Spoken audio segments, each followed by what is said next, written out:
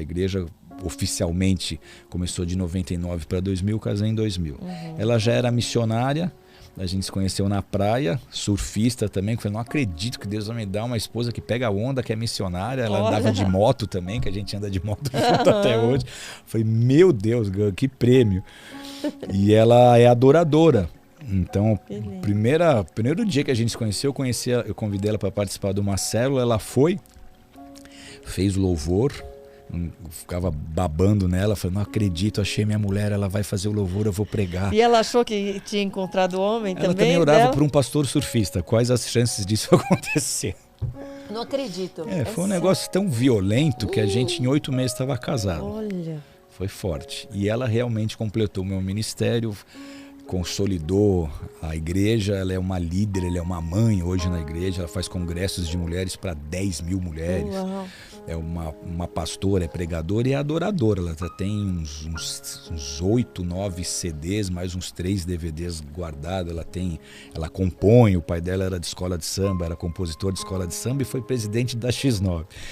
Então ele se converteu hoje também, é um homem de Deus, amigo do Bezerra da Silva. No início foi duro, no início eu sofri na mão dele, porque uma vez eu cheguei em casa, ele chegou a me expulsar de casa. Falou, rapaz, tu sai andando aí, rapaz, que ele é de Santos.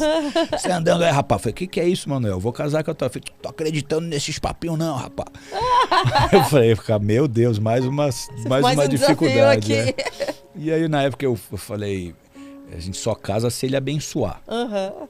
Um dia a gente tá lá em Boiçucanga, onde ele morava, ele foi pedir uma carona pra Cubatão, aí eu descontei, botei 180 na estrada, ele ia segurando, balançando.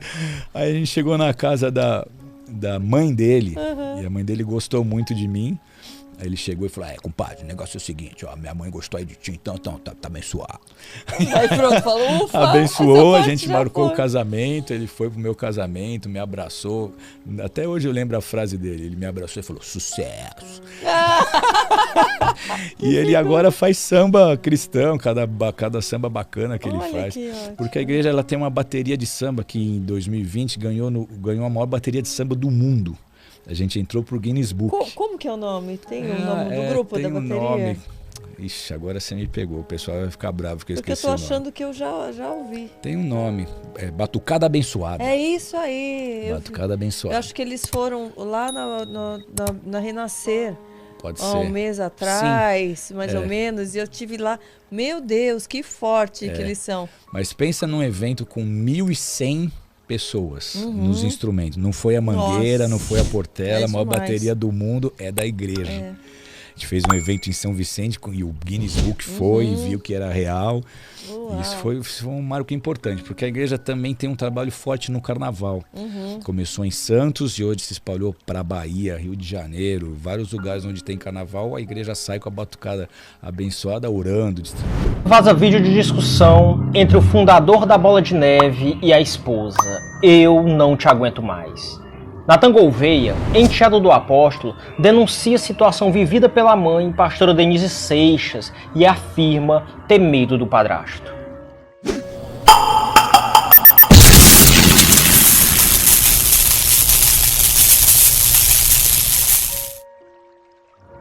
Uma denúncia grave envolvendo o apóstolo Rinaldo Luiz, conhecido como Rina, fundador da igreja Bola de Neve, veio à tona nessa semana. Natan Gouveia, enteado do apóstolo, publicou um vídeo em suas redes sociais onde o líder religioso ele anuncia sua intenção de separar de sua mãe, a pastora Denise Seixas. No vídeo que você vai assistir daqui a pouco, o apóstolo Rina faz duras declarações sobre a condição emocional de Denise, que sofre de fibromialgia, uma doença psicossomática de origem emocional.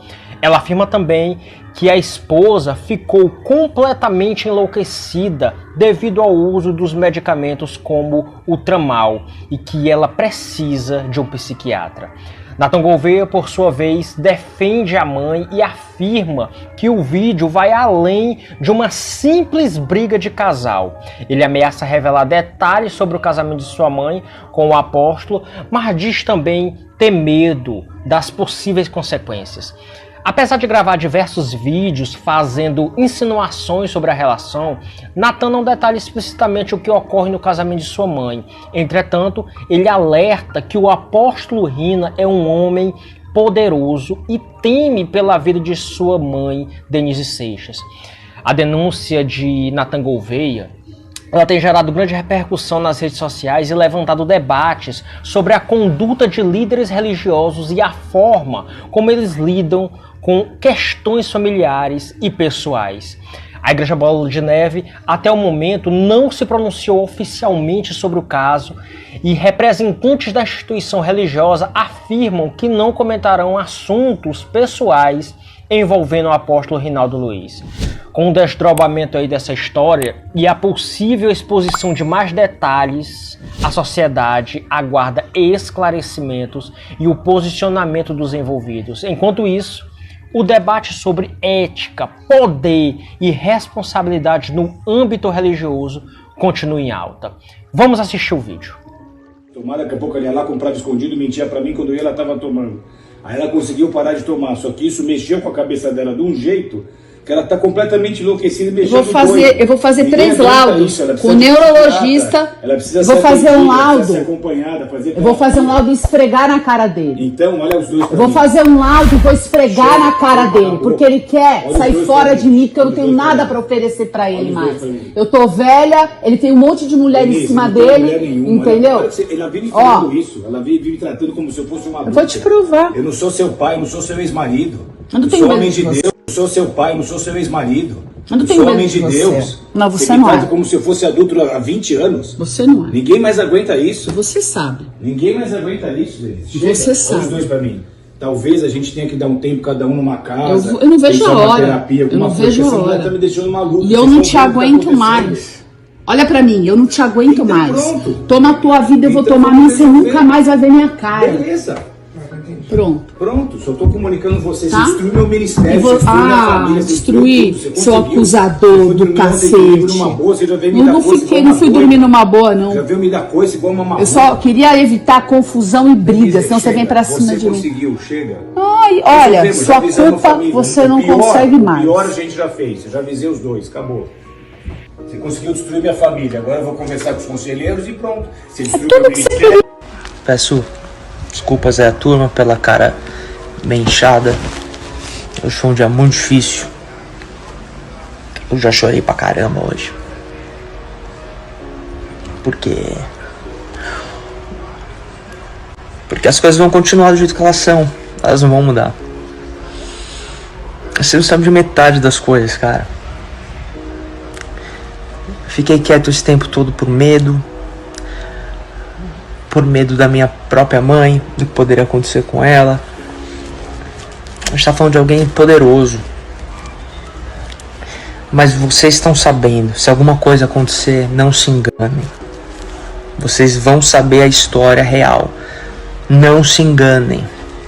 Não vão... Um terceiro gravou o vídeo. Se vocês virem o vídeo, vocês vão ver que a própria Denise gravou o vídeo. Não foi um terceiro gravando uma discussão. A gente não estava na casa. Vocês sabem por que a gente não estava na casa? Porque ele não deixa a gente frequentar a casa. Por exemplo, na praia, nós fomos pro carnaval com a Denise enquanto ele estava no Japão, porque nós queríamos passar um tempo com ela, porque nós não queremos passar tempo com ele, porque nós não somos coniventes com o jeito que ele trata ela. Porque segundo o que ele disse, oprimidinha, ela é oprimida. Ela é oprimida, ela sempre foi oprimida desde o início do casamento. Eu só posso dizer de 4 anos pra cá, que foi quando eu vim. Mas todas as pessoas que já estiveram convivendo com eles, um dia que seja, pode dizer que aquela mulher é oprimida. Então ela é sim. Por vezes, eu vi ela morrendo de medo na presença dele. Por exemplo, uma vez a gente estava na piscina, na Cajara-Sariguama, no ano passado, logo antes da gente descobrir coisas piores ainda do que a gente já imaginou que ele fazia com ela. E ele pediu pra ela tirar uma foto dele com a minha cachorrinha do Natan. Ela sem querer gravou, eu estava do lado dela. Ela sem querer gravou ao invés de tirar foto. Ele perguntou, e aí Denise, já tirou a foto? Ela nervosa, porque não tinha tirado a foto e morrendo de medo dele brigar com ela, deixou o celular, caiu e saiu correndo. Isso não é uma mulher com medo? Eu presenciei isso. Outra vez, o dia que a gente tava no nosso jantar de casamento, que a gente não teve nenhuma outra opção, por isso ele abençoou as nossas alianças. Porque era pra minha mãe abençoar. Porque era pra mãe dele abençoar, só que o Rina não deixaria ela abençoar as nossas alianças, porque teria que ser ele, porque ele é o homem, só ele pode fazer. Ele abençoou nossas alianças, e logo depois a gente comeu uma macarronada que ela fez. Vocês sabem como ele trata elas? Bom, se vocês já estiveram com os dois, em algum momento vocês sabem. Então assim, Denise, minha macarronada acabou, você não tá vendo? Não, serve mais lá. É o jeito que ele trata ela. Então não é se eu tiver cometido qualquer erro, você cometeu erros. E hoje... Não, assim, deixa eu só comentar. Esse se eu cometi, meu parceiro... Pô, quem foi escrever seu textinho, ou se foi você mesmo, você é o pior exemplo possível de um marido pra mim. Começo do meu casamento, eu errei bastante com ela, mas porque eu tive a pior figura possível. Mas ela me colocou na linha, graças a Deus. Então não foi se. Falhou demais. Eu tentei ser o melhor pai do mundo. Deixa eu falar, você foi o pior possível.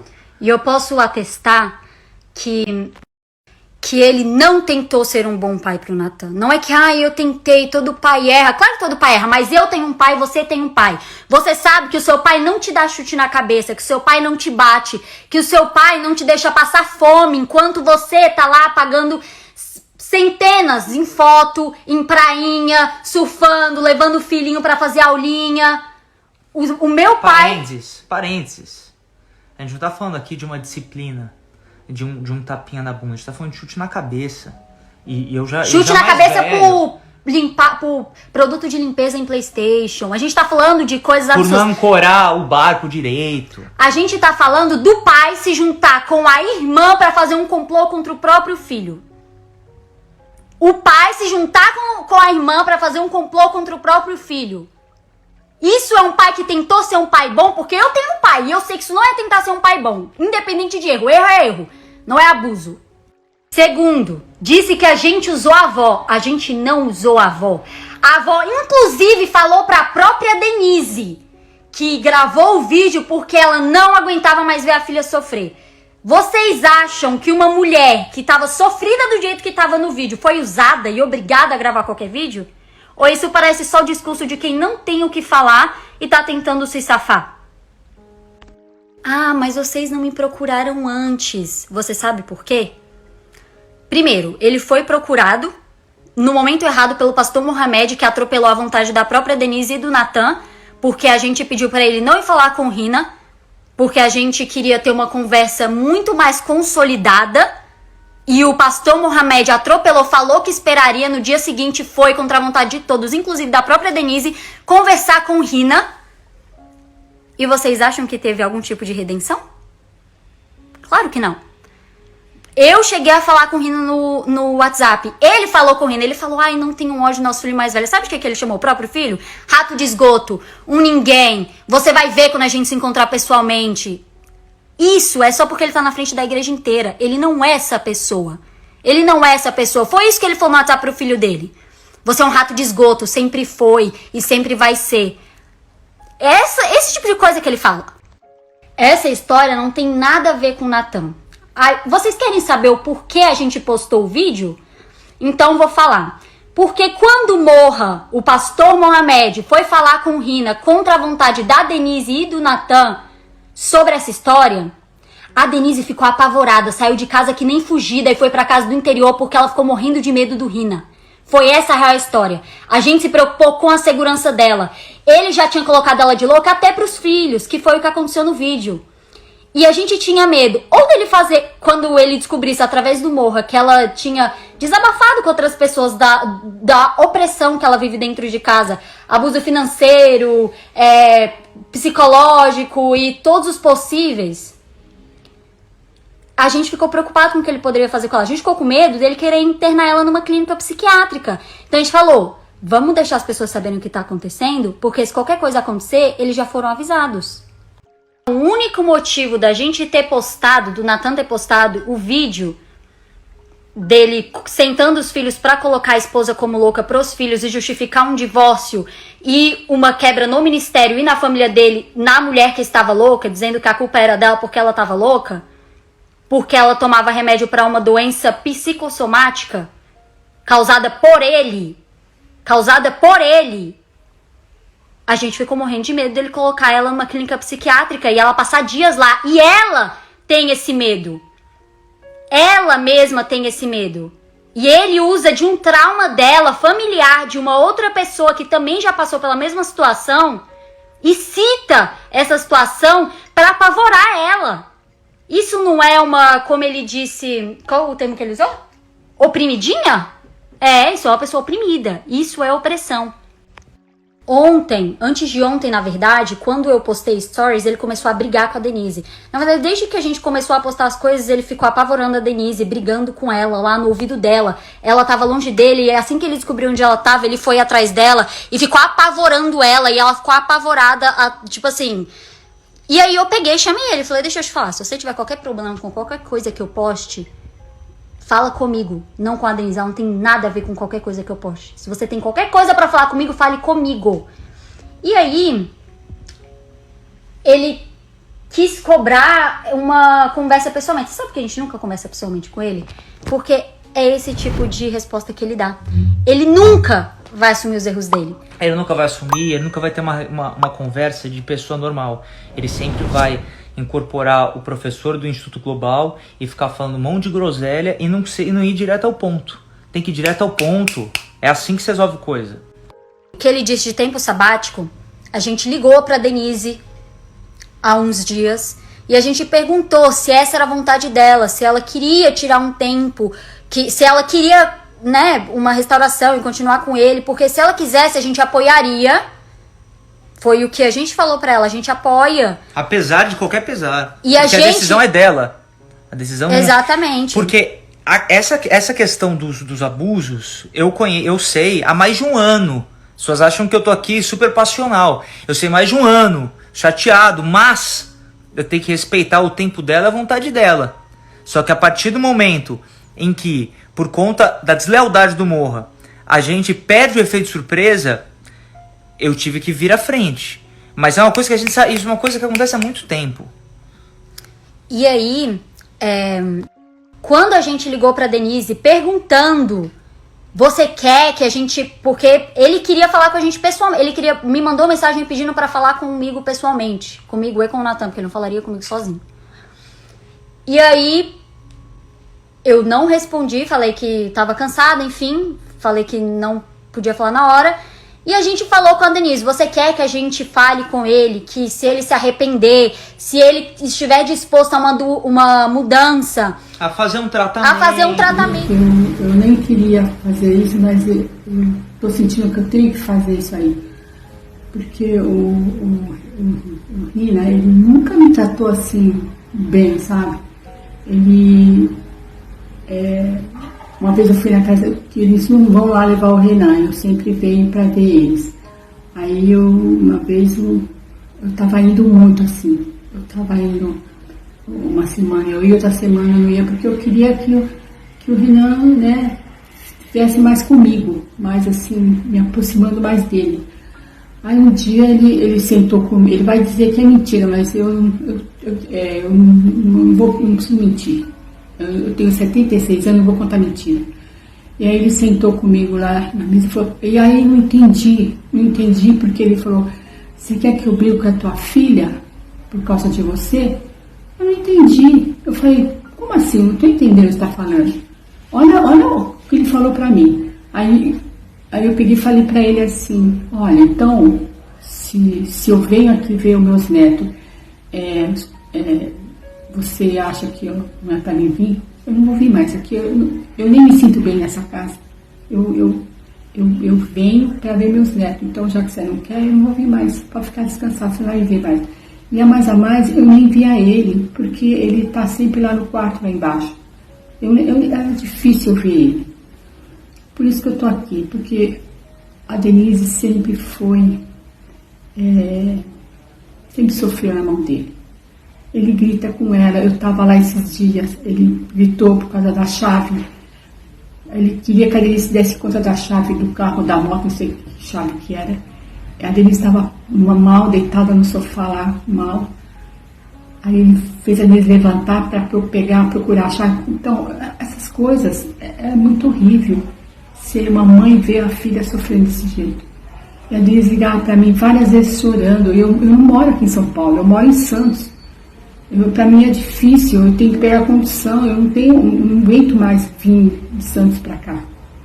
E de vez em quando eu venho para ver o Natan, que está morando aqui em São Paulo, e para ver ela.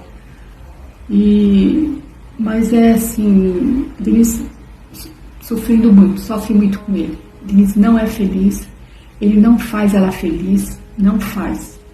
E aí, ó, porque ele foi lá em casa, Denise era missionária lá em Boiçucanga, ele foi buscar a Denise lá, porque ele estava montando o ministério dele, e ele foi lá, porque a Denise tinha um ministério de evangelismo na praia, e ele foi lá. Aí eu não queria que ela casasse, porque ela não estava assim, preparada. Não, ela está aqui fazendo o trabalho dela, mas aí casaram. Aí foi essas coisas, aí foi sofrimento. Aí eu vi o sofrimento da Denise, mas eu não podia falar, porque ela não permitia. Ela falou, não, você não vai falar nada. Não vai falar nada. Aí chegou o ponto que chegou. Do jeito que ela está. Se ela está doente, é ele que deixa ela doente, porque ele fica ali falando na cabeça dela as coisas. E também eu lembro do congresso que teve lá na Árvore da Vida, que ela estava mal, mas é por culpa que ele já tinha deixado ela mal já. Porque ele falou que ela não ia abrir o congresso. Aí ela ficou mal, falou, mas como? Me preparei para o congresso e não vou abrir. Ele dizendo que ela estava louca, que ela não estava psicologicamente. Eu falo um monte de coisa dela. Mas ela não é, ela é uma mulher concentrada. Ela não é isso que ele está mostrando. Se ela está assim, é por culpa dele. Se ela está doente, se ela não tem ânimo para nada, eu choro porque ela não vai mais louvar. Eu falei, Denise, vai louvar, Denise. Ela não vai mais louvar, ela não prega mais. Eu fico falando, Denise, abre o culto de mulher, ela está sem força. Porque o psicológico dela, ele mexe nas coisas, o psicológico dela. Então é muito sofrimento, por isso que eu estou falando isso. Eu não aguento mais ver ela sofrer. Tem que dar um basta nisso, um basta nessa situação. E aí a gota d'água foi aquela live que teve lá, que ele estava, chamou o Rininha e a Raquel para conversar, dizendo que a Denise está louca. Falou para os meninos, o Rininha está com 18 anos e a Raquel tem 16, falando para eles que ela estava perturbada, quer dizer, louca da cabeça. Não é nada disso, ele colocou as crianças contra ela. Olha que coisa louca, como é que pode falar isso para os meninos? Eu fiquei muito mal, eu fiquei assim, eu chorei, falei, e o Natan, eu cheguei aqui no Natan chorando. O Natan falou, vó, não aguento mais ver essa situação da minha mãe. O Natan falou, a minha mãe está sofrendo demais, ela não tem ânimo, ela não fala, ela não quer falar, não sai, só fica deitada. Eu não aguento mais ver minha mãe nessa situação. Foi por isso que ele expôs essa situação toda, porque tinha que dar um basta nisso aí. Não que ele queria fazer isso.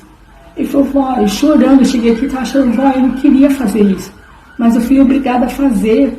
Eu não aguento ver minha mãe sofrer desse jeito.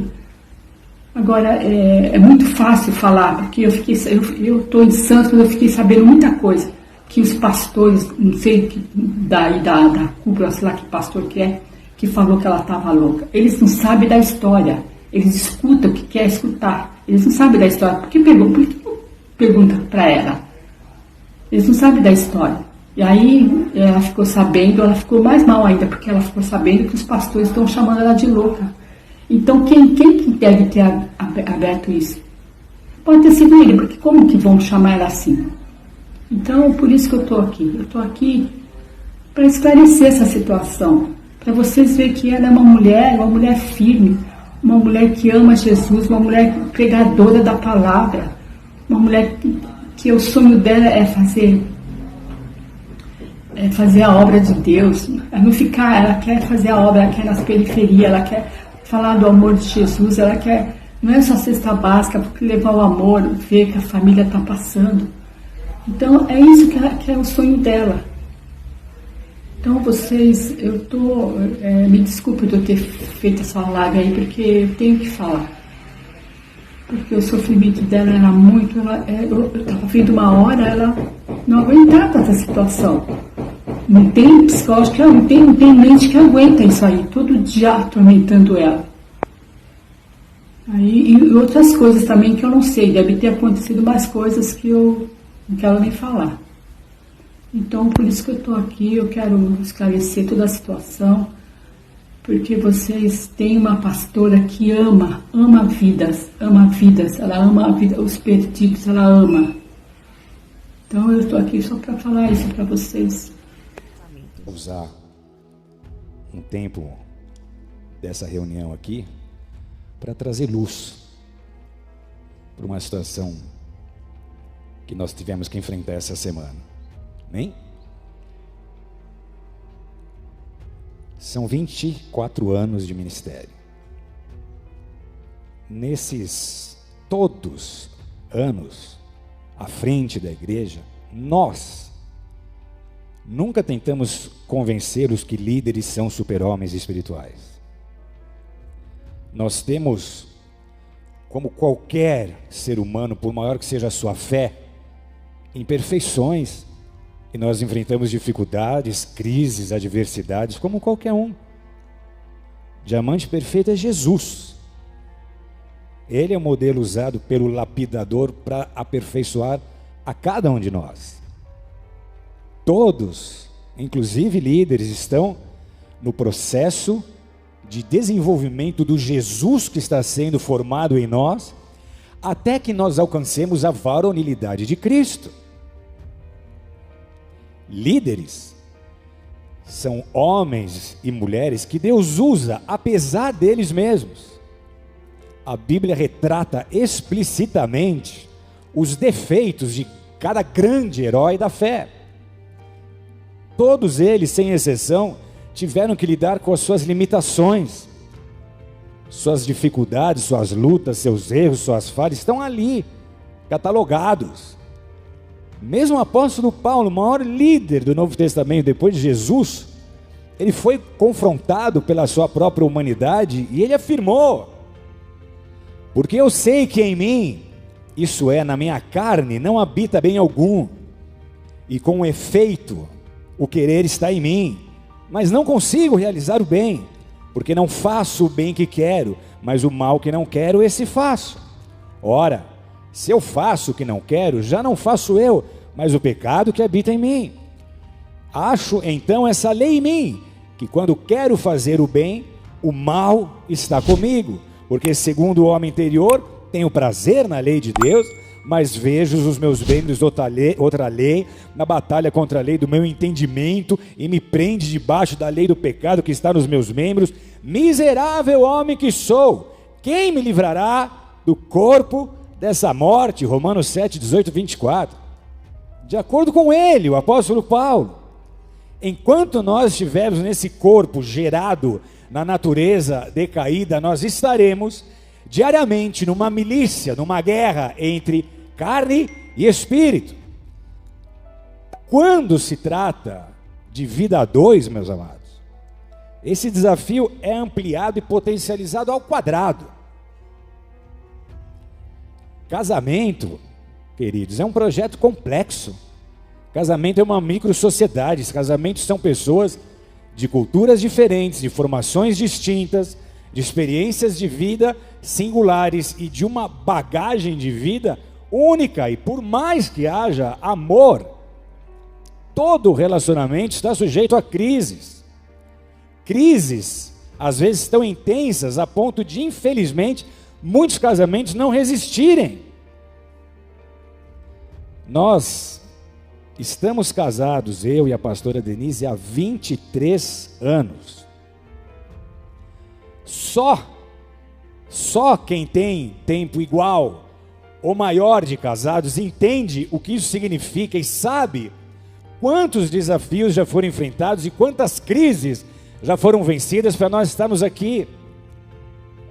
Tenta entender comigo, Deus uniu um pedreiro, um construtor, prático, objetivo, focado na edificação, ligado no 220, 24 horas por dia, acelerado como a maioria dos paulistanos, de temperamento sanguíneo barra colérico, e uniu com uma artista sensível, despreendida, criativa, com um ritmo e um estilo de vida praiano e de temperamento melancólico.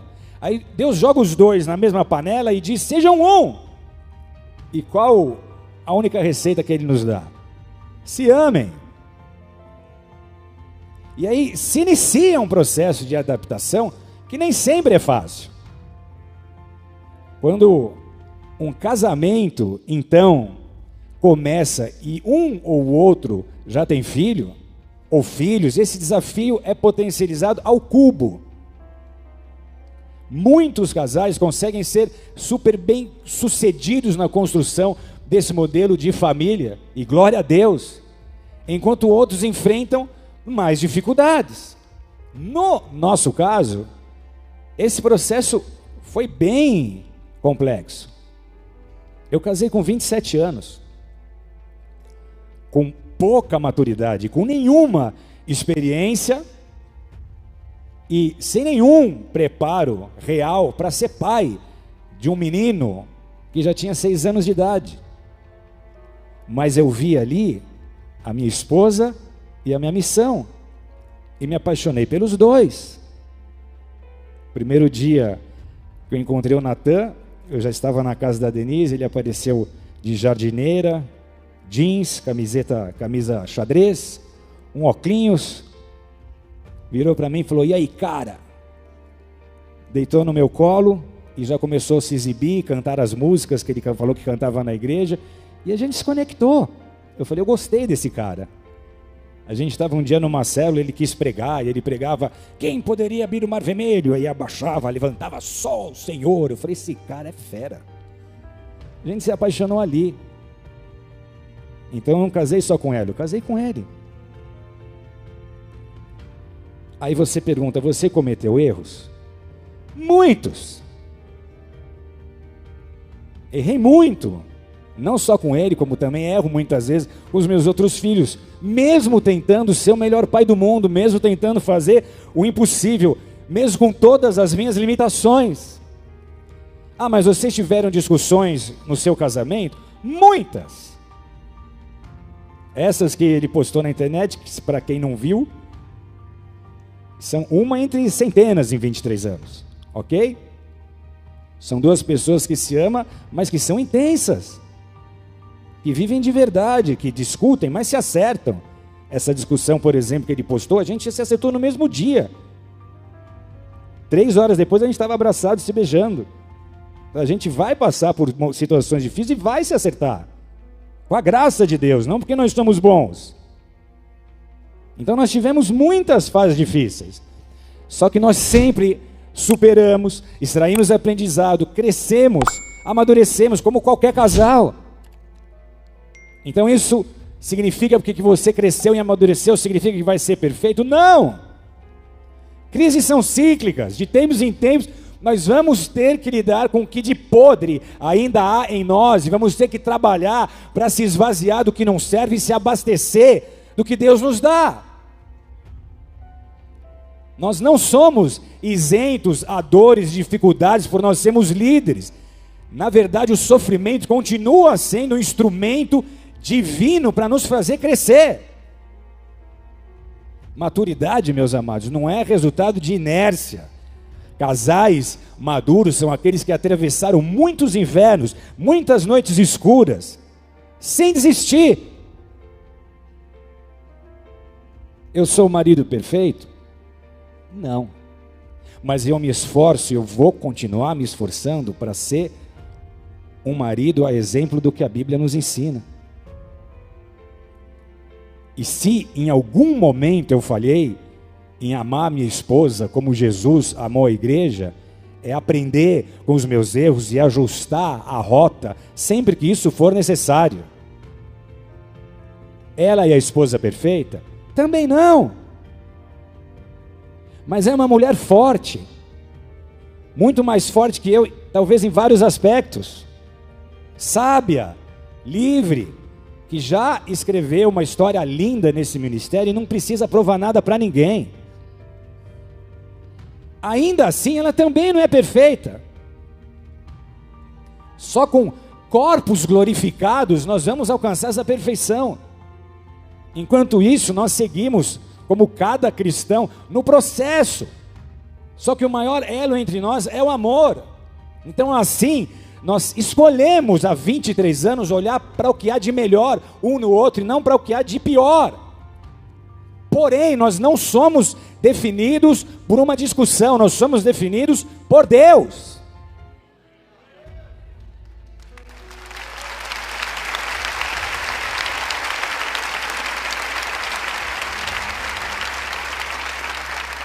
Nós estamos nesse exato momento enfrentando uma crise grande. Só que a crise não nos define. Nós estamos longe de estar 100% bem, mas nós estamos dispostos a mais uma vez superar a crise e crescer com ela. E nós contamos com a bênção, o favor, a graça e a unção do mesmo Deus que nos uniu, nos chamou, nos elegeu, nos revestiu de autoridade para nós o servirmos, assim como para servir também a igreja. E Ele, na sua presciência, já sabia que nós passaríamos por isso. Talvez, amados, eu não tenha conseguido ser um bom pai para o nosso filho mais velho, mas saibam, eu fiz o meu melhor.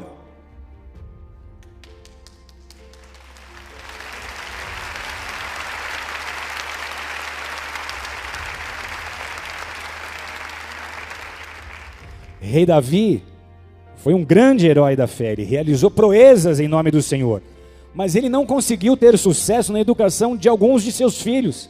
Na verdade, parece que só com Salomão que ele acertou. Vocês conhecem as outras histórias. E ainda assim, ele é tido como um homem segundo o coração de Deus. Não são seus erros que o definem, mas é o Senhor. Então, igreja, no que depender de mim, eu farei, como sempre fiz, o que tiver a meu alcance, para amar a minha esposa como Jesus amou a igreja e fazê-la a mulher mais feliz do mundo. São 23 anos ininterruptos servindo no ministério, servindo a Deus. E não pense você que é fácil. Nossa vida é casa, igreja, igreja, casa, igreja, missão, missão, igreja. A gente quase não tem vida pessoal. Não é fácil. Tem pastor que tem burnout, que não aguenta. Então são 23 anos nessa mesma batida, lidando com traição, com rejeição, com fofoca, com difamação, com expansão, com pregação. Quem está envolvido na obra sabe o que é. Nós nunca tiramos um ano sabático, porque nós entendemos a urgência que é a colheita. Não fizemos nada parecido, até nas nossas férias a gente sempre acabava servindo. Só que dessa vez, igreja, a gente precisa de um tempo para a gente cuidar do nosso casamento.